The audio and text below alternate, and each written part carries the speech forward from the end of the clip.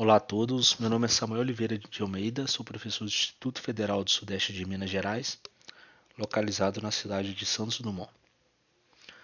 Bom, nesse ano de 2020 tivemos a pandemia e as aulas tiveram que ser interrompidas. Como eu leciono a disciplina de equações diferenciais ordinárias, resolvi montar um material para assistência dos alunos em relação à disciplina de EDO, que está sendo ofertada para o curso de engenharia. Bom, basicamente o objetivo desse material, ele é um material pessoal, então ele não tem nenhum objetivo de repor ou dar qualquer tipo de aula, né, para suprir. As aulas retornarão normalmente a partir do próximo semestre, segundo as orientações e as recomendações da, dos órgãos superiores. Então, isso aqui não vai substituir nada das próximas aulas. Porém, é um material que vai ser também utilizado nessas aulas. Então, eu sugiro a todos que possam já adiantar ou queiram, né, adiantar essa parte de estudo, evitando assim um acúmulo de matéria. Então, isso aqui vai ser uma grande oportunidade. Bom, tendo em vista que o curso já havia começado e a maioria dos alunos já conhecem os conceitos fundamentais em relação às equações diferenciais ordinárias, né? Então a gente já chegou a ver alguns métodos de resolução, trabalhamos com algumas coisas. Eu resolvi montar um material apresentando um tema que não é geralmente, né, muito difícil ser trabalhado em graduação, principalmente em graduações de matemática, que é a parte de métodos numéricos. Mesmo em cursos como cálculo numérico, dificilmente o professor chega aos métodos de equações diferenciais ordinárias. Muitas vezes, pela sala, no geral, não ter, né, não conhecer de equações diferenciais ordinárias, e algumas vezes, né, por questão de tempo, o conteúdo de cálculo numérico é grande. Motivado aí pela parte das equações, muitos modelos, né, baseado em equações diferenciais ordinárias e, inclusive, muitos modelos relacionados a doenças, né? A gente vê vários modelos sobre SARS sendo apresentado e modelado por equações diferenciais ordinárias. Muitos desses modelos têm uma certa dificuldade de resolução analítica, né? Então, o que acontece? Métodos numéricos para equações diferenciais é muito utilizado. Então, com o intuito de apresentar um pouco para os alunos, estou trazendo esse material aqui, tá bom? Beleza, então a gente vai relembrar algumas coisas. Eu vou falar então aqui sobre o problema de valor inicial, vou trazer um resumo sobre esse método que eu vou apresentar, tá? E as conclusões e as aulas futuras que a gente pode trabalhar seguindo uma linha, né, de métodos numéricos. Então, como eu já comentei, né, sobre a importância das equações diferenciais ordinárias, os modelos matemáticos, de maneira enorme é apresentado pelas equações diferenciais. Nesse caso aqui eu estou colocando as ordinárias, mas as parciais também, na dinâmica de fluidos, na física, matemática, biologia, apresenta grandes aplicações, tá? E muitas técnicas interessantes de equações diferenciais parciais, elas transformam ah, uma equação de diferencial parcial em um sistema de equações diferenciais ordinárias. Então, a resolução de EDO pode auxiliar na resolução de uma EDP também, tá bom?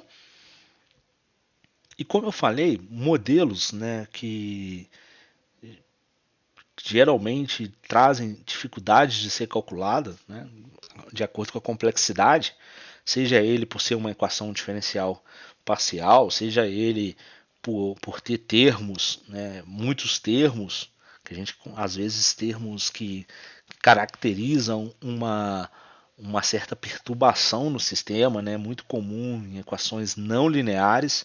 A gente já viu lá o que é uma equação não linear no início do nosso curso, então deem uma olhada nisso. Essas equações não lineares são muito mais difíceis de se resolver. Se vocês lembram, né, as equações que a gente trabalha com fator integrante, com método das características, né, já são equações lineares, né, que tem essa dificuldade menor.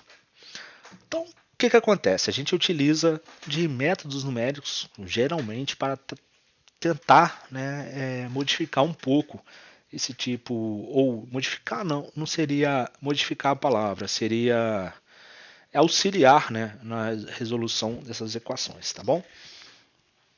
Existem várias formas da gente atacar esses problemas e eu vou focar aqui num esquema bem clássico que, que trabalha com equações diferenciais ordinárias, que é o Range-Kutta. O Range-Kutta ele é um entre os vários métodos numéricos, né, a trabalhar com esse tipo de equações. Eu vou apresentar aqui até uma determinada ordem, né? Se eu não me engano, até a ordem 8, eu coloquei aqui no texto, mas eu não lembro se eu vou apresentar até a ordem 8, não, tá bom? Vou apresentar, comparar com ele com as soluções da equação e de maneira geral.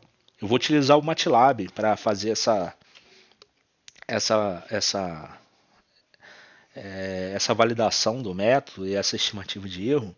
Porém, o que acontece? O MATLAB é um software pago, né? Eu posso utilizar no laboratório de matemática aplicada aqui na UFJF, mas essas contas que eu estou utilizando aqui pode ser aplicada no Scilab ou em outros softwares gratuitos como Python, né, que é uma distribuição, ou linguagem C, sem maiores complicações, tá bom? Beleza, então vocês vão lembrar do que é um problema de valor inicial, né? Nós temos uma equação diferencial. Geralmente, nessa equação diferencial, quando a gente está trabalhando com uma EDO, né, a gente está trabalhando então só com uma derivada. Geralmente a gente utiliza derivada no tempo, mas poderia ser derivada em relação a espaço, desde que seja unidimensional, né? Então a gente não tem derivadas parciais, é só uma derivada simples. Então a gente tem uma função y, derivada y'.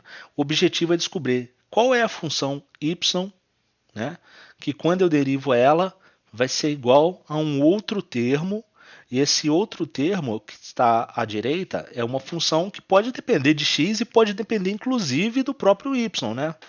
A gente viu em vários casos até o y' igual a y, né, que é uma coisa mais simples de calcular, ou não de calcular, mas da gente analisar, né?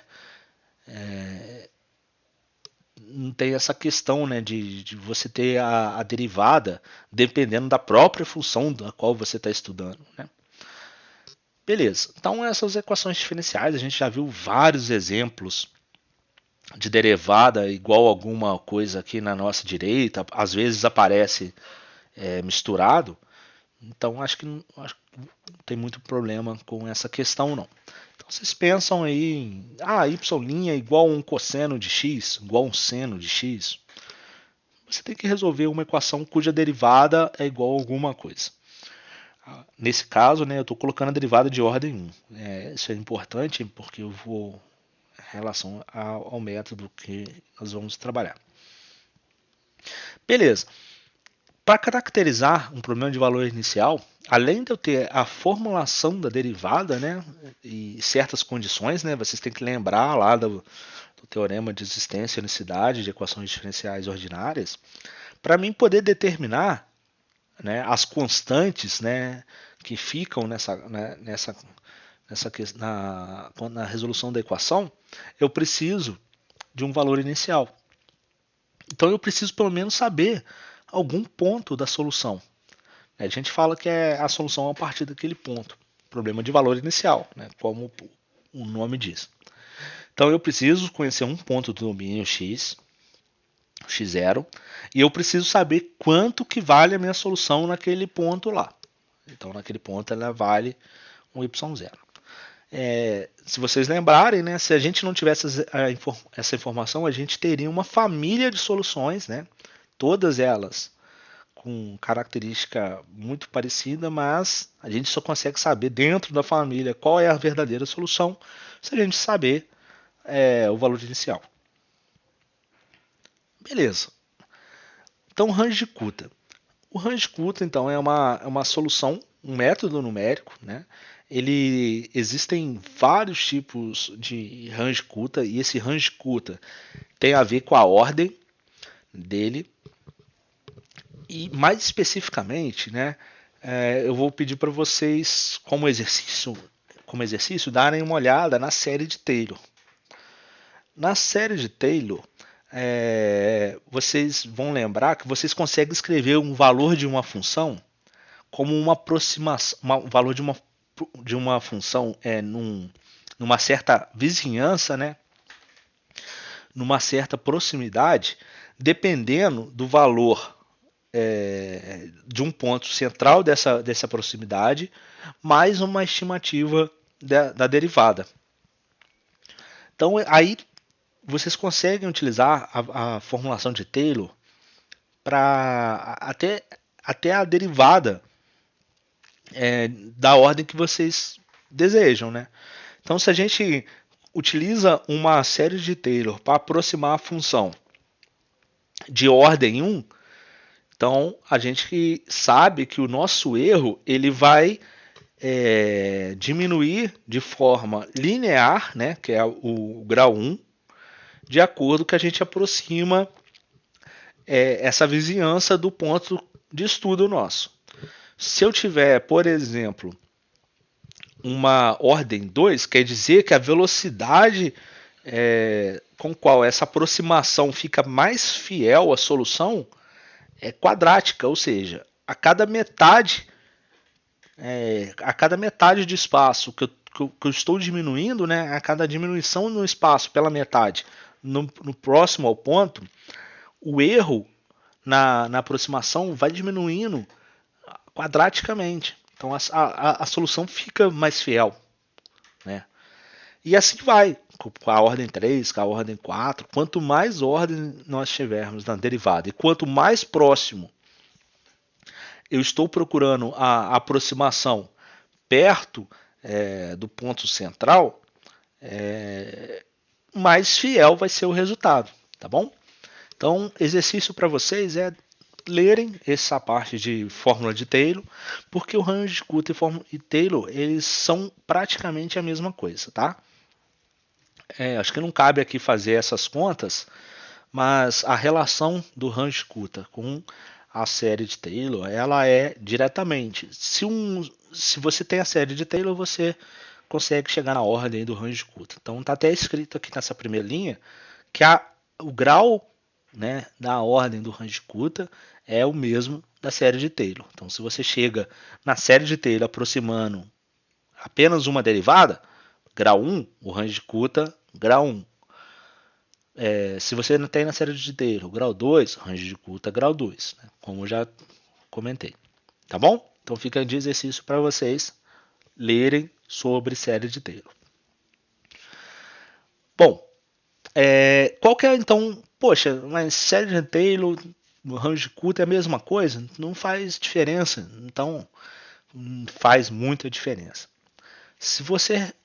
Eu vou apresentar aqui o Range-Kutta, né, vocês vão perceber que no Range-Kutta não aparece o cálculo da derivada.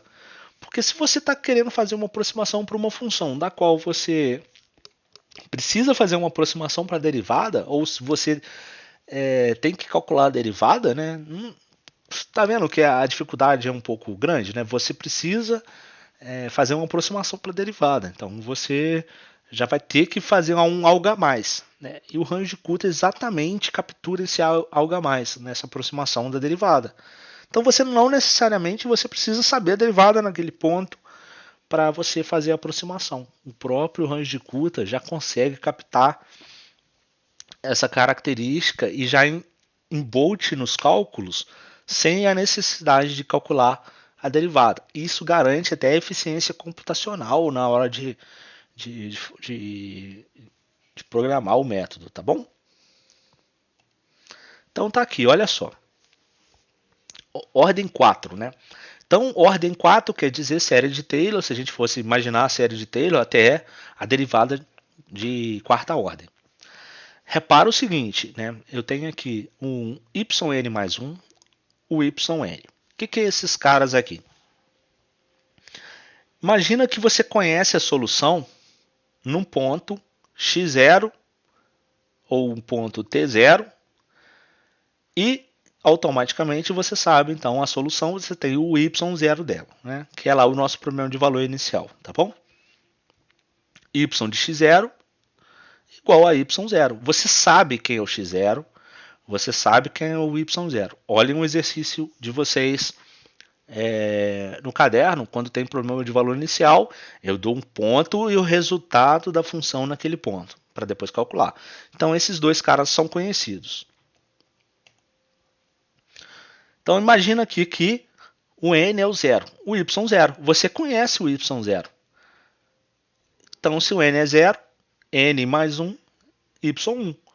Opa, olha só o que eu estou fazendo. Eu vou descobrir o próximo ponto. Se eu sei o ponto inicial, eu vou descobrir qual é o próximo ponto a partir do ponto inicial. Então eu estou fazendo aquela aproximação de Taylor, aquela proximidade do Taylor, eu estou descobrindo exatamente ela com o range de Coulter. Então tá aqui, ó. Quero descobrir o próximo sabendo o primeiro. Beleza. Mas eu quero saber a qual distância desse cara inicial, do y0 inicial. Olha, uma distância h. Então, eu vou dar um pequeno passo, eu sei aqui nesse ponto, então eu vou andar um pouco para frente, do qual eu quero descobrir. Se eu andar um pouco para frente, ali, quanto que vale? Então, o próximo ponto, ele está uma distância, e essa distância é h. Que multiplica K1, 2K2, 2K3 mais K4. Esse K4 ele é maiúsculo também, tá? Aqui não tem nenhuma diferença não, tá bom? Beleza, então notem que até agora, né, só apresentei uma maneira de você calcular o próximo ponto. Esse y0 ele é dado, a distância, você escolhe a distância. Se você der um passo, aí vem aquela história do tamanho do passo, né? Se você está querendo descobrir muito longe, você vai ter um erro maior. De acordo que você for diminuindo as proximidades, né, do ponto inicial, daquele seu x0 inicial. Aqui eu estou usando a letra T, mas se você estiver próximo, quanto mais próximo, menor o erro. Beleza? E esses K1? Como é que a gente calcula esses K1, K2, K3, K4? A gente calcula através da nossa função f. O K1, na verdade, olha lá, é só você jogar o n igual a 0, o y igual a 0 e descobre quem é o f naquele tempo 0 e naquele valor, solução de y0. Lembrando que esse f, ele é o que está do lado aqui da nossa EDO. Olha lá, eu tenho ó, a y derivada 1 de primeira ordem igual a f.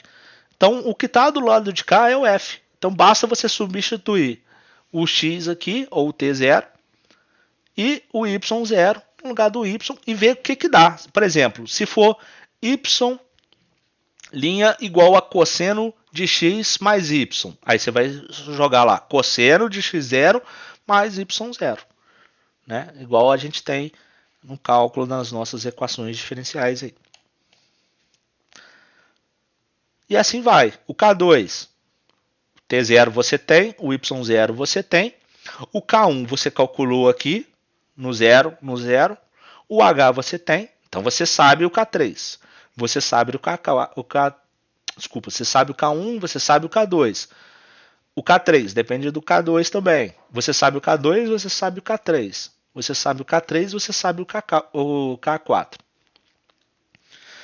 Aqui faltou um H multiplicando, tá, gente? Aqui é H vezes K3. Peço desculpa aqui pelo erro também. H vezes K3. Então, olha só, você tem um ponto inicial y0, você tem um ponto t0 também. Substitui o y0, substitui o t0, descobre K1. Descobriu K1, o t0 você tem, o y0 você tem, o h você tem, o K1 você tem, descobre o K2. E automaticamente cada um deles descobriu K1, K2, K3, K1, K2, K3, K4, e o H você descobre quem que é o Y1. Então você tem o Y0, agora você tem o Y1. Agora eu vou calcular o Y2. Bom, para mim calcular o Y2, eu jogo N igual a 1 aqui. 1 mais 1, 2. Aqui vai sobrar Y1. Beleza. Y1. Para mim calcular o K, jogo o T1 e jogo o Y1. O T1 eu sei, porque o T1 ele vai ser a distância, ele é um ponto do domínio, né? Então quem que é o T1? É o T0 mais o H, que é justamente a distância que você percorreu no domínio. Então o T1 a gente também conhece. Descobriu quem é T1, você já tem quem é T1, você já descobriu o Y1 aqui, faz todo o processo e descobre todos esses coeficientes, automaticamente você descobre quem é o Y2. Descobriu o Y2, descobre quem é o Y3. E assim vai, né? Você, a partir de um certo ponto, vai descobrindo os próximos sem problema nenhum. Esse é o método de Runge-Kutta de ordem 4. Né? Então, quarto poderia ser de ordem 1, poderia ser de ordem 1, poderia ser de ordem 2, poderia ser de ordem 2. Né? Aqui eu quis representar o de ordem 4.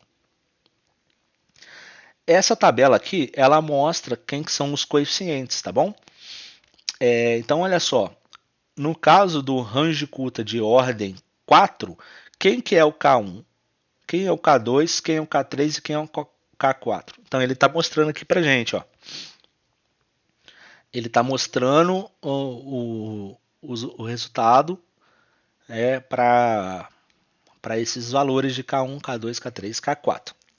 Tá bom?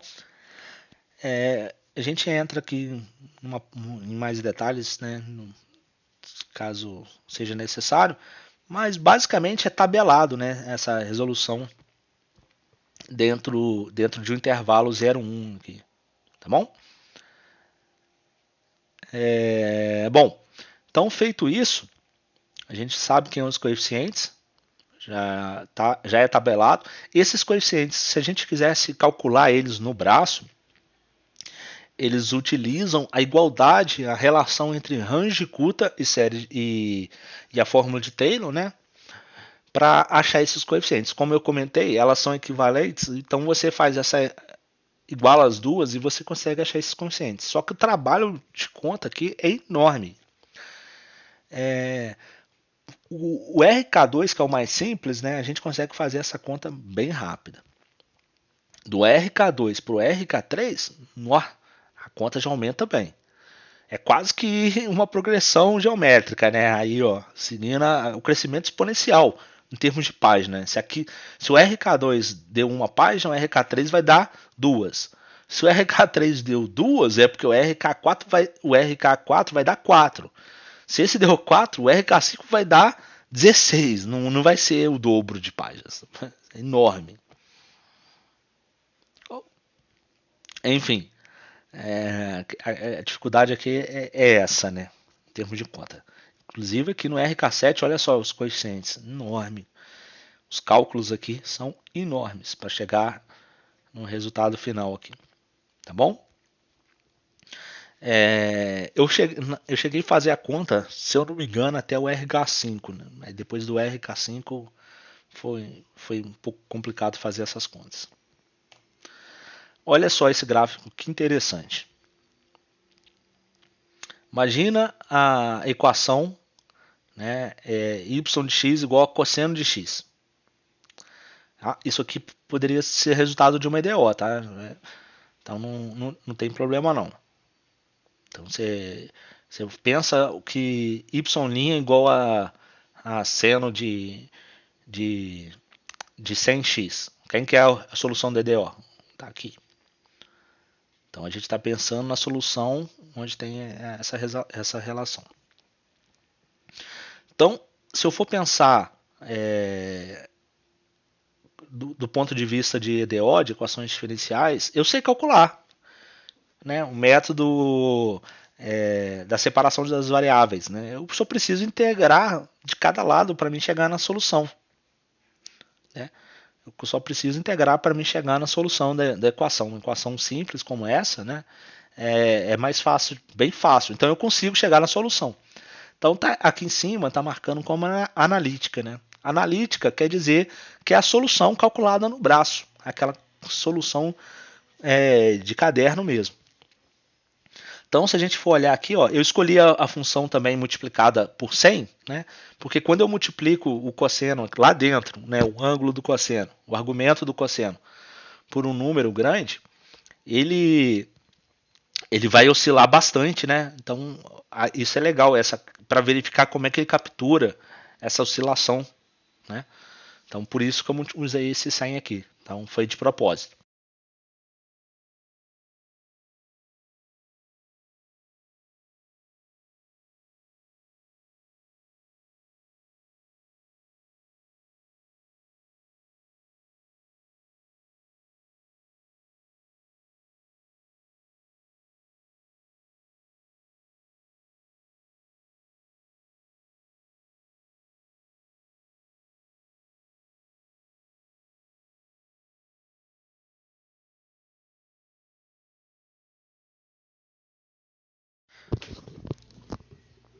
Bom, meu fone descarregou, peguei o carregador aqui, caso tenha perdido alguma coisa.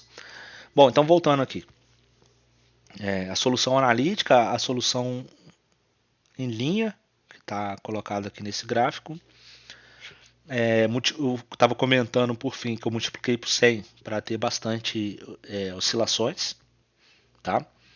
E esse 1 sobre 300 é aquele H, aquele tamanho do passo. Quer dizer que nesse intervalo de 1 até 2 eu dividi ele em 300 pedaços. A distância daqui até aqui, olha lá, é 1 sobre 300 entre esse ponto e esse ponto. Então eu peguei esses vários intervalos pequenos, né, para tentar deixar a solução mais próxima possível. Então, olha lá, como eu comentei na série de Taylor, quanto maior a ordem, né, a tendência é ter a melhor aproximação. Então, de azulzinho e bolinha, a gente tem o RK1. Então pensa na linha pontilhada, na linha contínua, fazendo a oscilação do seno como se é a solução correta, a solução analítica. Aí, olha, imagina onde eu estou colocando aqui, ó, as bolinhas azuis. Então aqui ficou bom, olha lá, ficou bom. Mas quando ela chega nessa virada do seno, essas bolinhas ficam um pouco fora. E justamente devido a essa oscilação. Então essa oscilação era sempre um problema numericamente quando a gente vai calcular. Então ela saiu fora aqui. Ela é uma aproximação boa. Olha aqui a escala aqui. Ela é uma aproximação boa. Mas ela tem esse problema na questão da oscilação. Beleza. Aí o K2 é os triângulos. Olha só como o RK2, que é a segunda ordem, você já quase não vê o triângulo aqui. Ele está praticamente um em cima do outro, né? Quando a gente começa a partir do RK2. RK3, RK4, até o RK8, que é a oitava ordem, olha, tudo meio que um em cima do outro. Praticamente a gente não consegue ver a diferença olhando. Bom, para isso, olha só, eu coloquei aqui uma tabela para comparar essas soluções aí. Então, olha lá, derivada y' é igual a cosseno de 100x. Então, se a gente for integrar, a gente acha a solução dessa derivada de uma maneira bem tranquila, que é justamente a solução dessa linha. E eu fiz aqui a comparação de todos os RKs até a oitava ordem. Olha lá, quando eu tenho aqui o tamanho de passo igual a 1 sobre 10, ou seja, eu estou usando um espaço maior, a gente vê aqui que a ordem do erro, como é que eu faço o erro? Eu calculo a solução que eu fiz no braço menos a solução que eu calculei numericamente pelo computador. Peço para ele calcular a diferença dos dois. Qual que é a diferença aqui? Olha, a diferença entre uma e a outra deu 3,8, 3,9 vezes 10 elevado a menos 1. Esse é aqui, ó, é aquela notação que geralmente a gente utiliza para 10. Então isso aqui é 10 elevado a menos 1. Então na verdade é 0,30 e 0,38, né? 0,38 e 0,39. Olha lá, e de acordo que eu vou aumentando o RK1, a tendência, ó, do RK1 para o RK2 já diminuiu, para o RK3 já pegou e aumentou, né? Teve aqui um certo aumento. Um certo aumento entre o RK3 e o RK2. Então, não necessariamente, olha, se a gente for olhar aqui, o RK3 e o RK2, não quer dizer que o RK3 é pior do que o RK2, não. Pelo contrário, a ordem do RK3 ela é maior do que o RK2. Mas isso tem a ver com as oscilações, né? Se você pensar na comparação entre as ordens, né? Dependendo do ponto aonde a gente escolhe esse ponto, pode dar essa diferença mesmo, principalmente no computador. Mas a ideia é aqui diminuir. Então aqui apresentou esse resultado que não é comum, né? Tanto é que eu deixei até de amarelo isso aqui porque é uma observação muito interessante do método. Mas a tendência é sempre que o método melhore. Mas aqui a gente teve uma piora. Voltou a piorar no RK4, no RK5 já caiu para a ordem 2. Então já não é mais 0,7, é 0,07. Opa, um erro de 0,07, né, já começa a mostrar que está muito próximo às nossas soluções aí, muito bom. O RK6, olha, já diminuiu, depois diminuiu para o RK7 de novo, RK6, RK7. No RK8, mesma coisa do que é o RK7, ou seja, está mostrando que a ordem já não está fazendo tanta diferença aqui entre o RK7 e o RK8, né? Para esse tamanho do passo. Agora, o que acontece quando a gente diminui o passo, né? Ou seja, em vez de calcular uma distância um ponto do outro de 1 sobre 10, 1 sobre 50. Então no RK1 eu coloquei aqui de vermelho porque mesmo no RK1 essa diferença basicamente aumentou. Pouco, mas aumentou. Não é normal, mas é aquilo que eu comentei com vocês. Quando eu tenho 1 sobre 50, eu tenho mais pontos, correto? Porque 1 sobre 50 eu estou dividindo o meu intervalo mais, então eu vou ter mais pontos aqui, ó.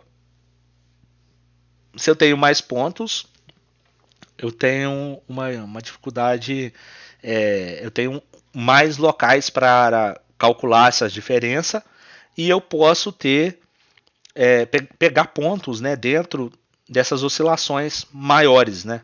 Pode ser um azar aí da escolha do tamanho. Talvez se eu tivesse utilizado 1 sobre 49, não desse esse problema. Mas o importante é ver a estabilidade, tá? Aí de verde é tudo que a gente já espera mesmo, né? Então, para 1 sobre 50, a gente foi aumentando a ordem, foi aumentando aqui. Ordem 1, ordem 2, ordem 3. Olha só, aqui já foi para a ordem 3 no RK4. RK4 para RK5. Ordem 5. Ordem 6. Né? Ordem 8. Aqui. Então, quando eu falo, para não confundir a ordem, né, do range Kuta com a ordem do erro, tá? É um pouco diferente, mas a tendência é que o erro diminua na ordem, mas não necessariamente, não é na ordem do método, né?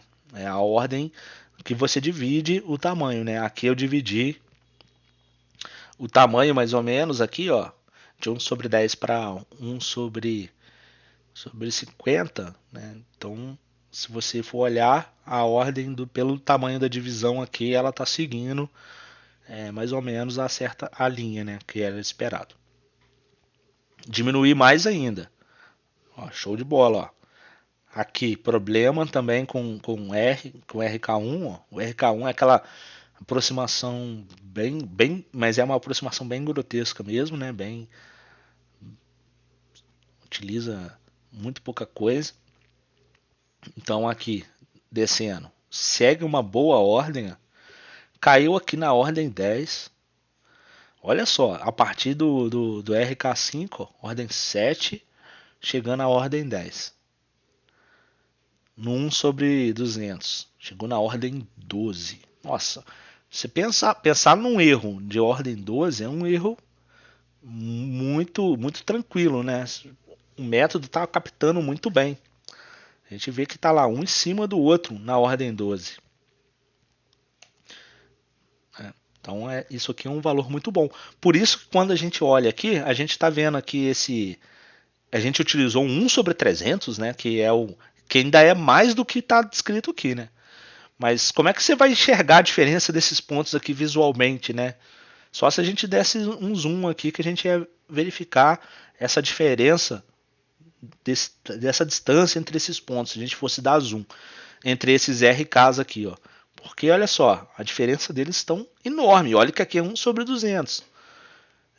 Isso aqui é muito pouco, eles estão um em cima do outro mesmo, né? Então, a precisão é ótima nesse caso. Geralmente, né, o RK4 é um dos mais utilizados, tá? O RK4 é um método muito bem utilizado. O próprio MATLAB tem algumas funções que utilizam o RK4, né, um pouco modificado. Então ele é bem utilizado nos métodos numéricos. Então aqui mais ou menos um comparativo sobre essa questão dos erros, né? Que nessa planilha que a gente já verificou essas soluções. Aqui é mais ou menos a mesma coisa. Estou comparando lá o analítico e o erro estimado, né? Uma estimativa do erro que a gente está fazendo. Então vou deixar aqui, vocês pausem para dar uma olhada nessa tabela. É bom a gente olhar as ordens, né? No que a gente apresenta.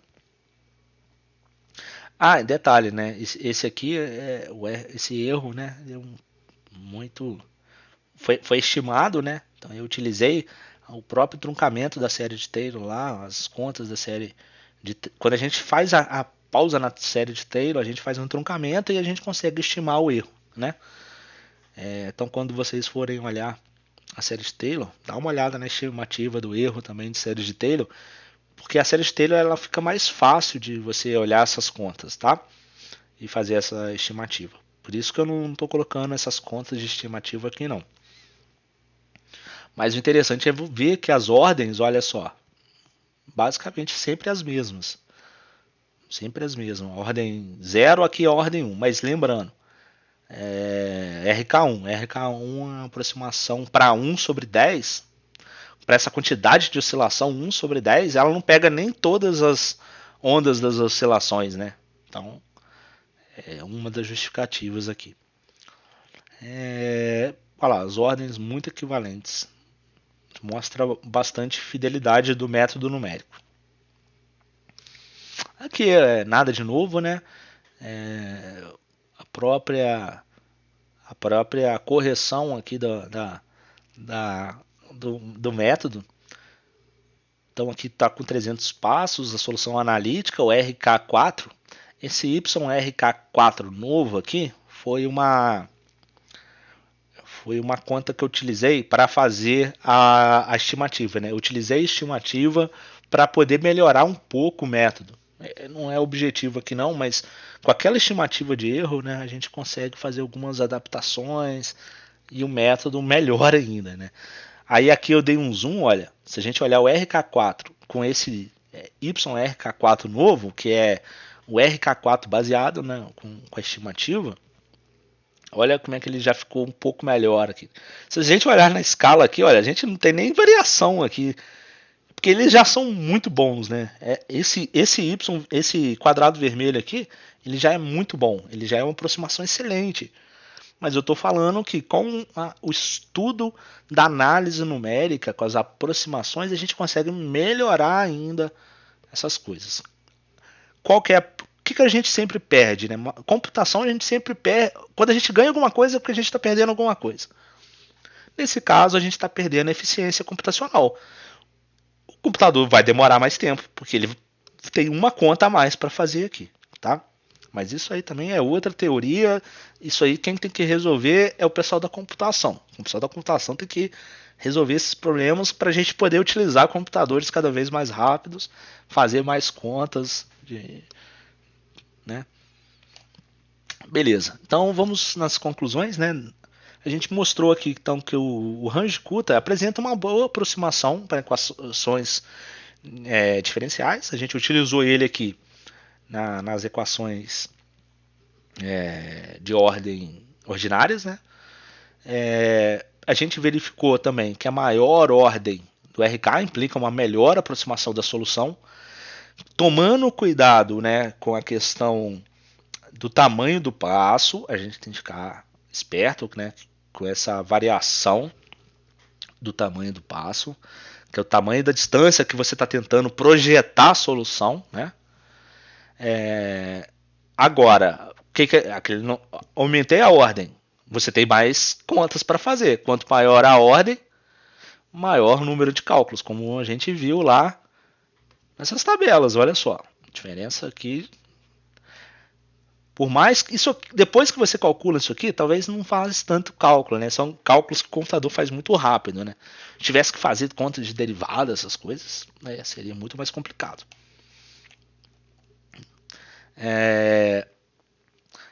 Estimativa do erro, possível tornar o método mais preciso.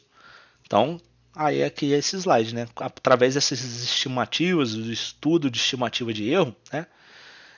Que eu não trouxe aqui as contas da estimativa, mas através dela a gente consegue melhorar o erro. E isso eu quis comentar sobre isso porque é importante a gente saber que existe uma teoria na parte de métodos numéricos que é aplicar, né, é fazer análise do método e depois poder aplicar isso para melhorar as resoluções. Beleza. O que a gente pode verificar através do Range-Kutta aplicado às equações diferenciais? Estudo de outros métodos, em especial os de passos adaptativos.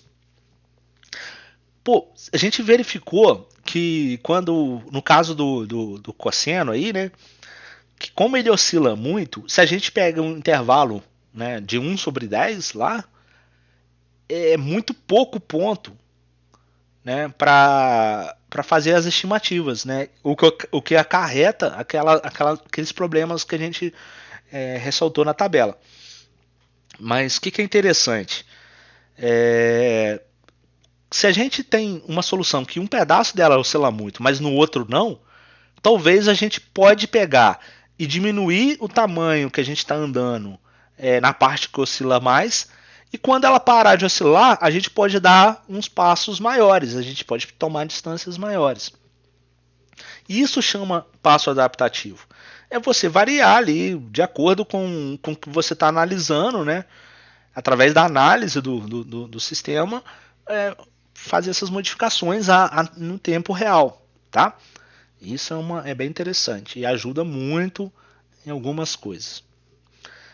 Simulação de problemas de contorno, não tem problema nenhum, né? Quem trabalha com problema de valor de inicial e trabalhar com problema de valor de contorno, as dificuldades são mais detalhes, existem algumas coisas aí, mas no geral o trabalho é basicamente o mesmo. Trabalhar com várias variáveis também é a mesma coisa. A gente trabalhou ali com equação diferencial ordinária. Poderia estar trabalhando com uma equação diferencial parcial. Poderia estar trabalhando com um sistema de equações diferenciais ordinárias, não tem problema nenhum, né? Que é justamente, né, o que eu coloquei aqui, ó, sistema de equações, que basicamente esses problemas aqui é mais ou menos igual, beleza? Eu agradeço vocês. A gente está utilizando aqui alguma bibliografia. Vou pedir para vocês. Esse livro aqui é um livro de cálculo numérico, análise numérica. De lá que eu tirei a parte do Range Kuta. Ele não tem todas as contas lá, ele fez algumas coisas. Não lembro se ele fez a conta para o Range Kuta de ordem 1, de ordem 3, 2, não sei. Eu peço para vocês conferirem. Tem o livro do Reginaldo, né? Tópicos em equações diferenciais, que é um livro que tem disponibilidade na internet. Esse livro ele é um livro com matemática, ele não tem método numérico. Para método numérico é esse número 1 mesmo aqui. É o que eu sugiro para vocês, tá bom? Na biblioteca, eu sei que a gente não pode pegar, né, agora, mas a gente vai poder acessar a biblioteca lá do Instituto. Nós temos esse livro 3 aqui, tá bom? Os aspectos computacionais, se eu não me engano, é esse mesmo. Não, eu vou pedir desculpa, não é esse não. Mas a gente tem um livro lá é, relacionado aos aspectos computacionais. Por isso que eu estou fazendo essa confusão aí, tá bom? Mas lá tem alguns livros de análise numérica. Agradeço a todos, peço desculpa desde agora por qualquer coisa. Essa aula vai ser para a gente começar a enturmar mesmo, tá bom? Um grande abraço a todos. Fiquem à vontade para mandar todas as dúvidas para o WhatsApp, tá bom? Vou disponibilizar pelo Google Class via YouTube. Abraço.